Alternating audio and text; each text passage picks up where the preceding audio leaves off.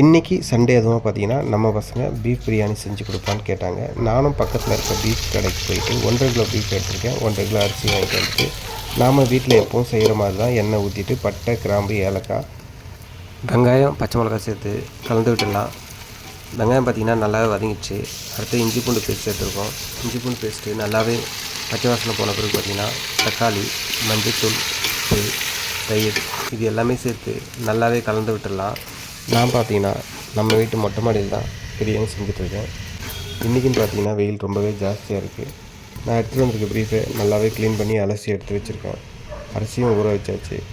1 கிண்ணம் அரிசிக்கு 2 கிண்ணம் தண்ணின்ற மாதிரி நான் அளவு எடுத்து வச்சுருக்கேன். இப்போ நல்லா கிரேவி ரெடி ஆகிடுச்சு. இது கூடயே வந்துட்டு நம்ம கறியை சேர்த்துக்கலாம். க்ளீன் பண்ணி வச்சுருந்த கறியை சேர்த்து நல்லாவே கலந்து விட்டுருக்கோம். இந்த கறி வந்துட்டு இந்த கிரேவிலேயே நல்லா வேகிற அளவுக்கு அப்படியே நான் வேக வச்சுருக்கேன். இது நல்லா கொஞ்சம் இதிலே வந்த பிறகு தண்ணி சேர்த்துக்கலாம். இப்போ 1 கிண்ணம் அரிசிக்கு 2 கிண்ணம் தண்ணி சேர்த்துருக்கேன்.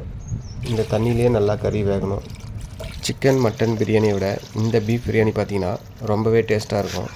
நான் இதில் வேறு எதுவும் மசாலா எதுவும் சேர்க்கல. இப்போ கறி வெந்துருச்சான்னு பார்க்கலாம். நல்லாவே கொதிச்சிட்ருக்கு. கறி பார்த்திங்கன்னா கொஞ்சம் வேக்காடு கம்மியாகவே இருக்குது. மறுபடியும் நல்லாவே கொஞ்சம் வேகட்டுன்னு விட்டுருக்கேன். அவ்வளோதான், கறியும் வெந்துருச்சு. இப்போ பார்த்திங்கன்னா அரிசியை போட்டுடலாம்.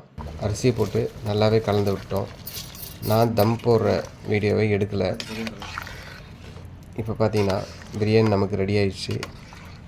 ரொம்பவே டேஸ்ட்டாக இருந்தது பிரியாணி. நீங்களும் ட்ரை பண்ணி பாருங்கள்.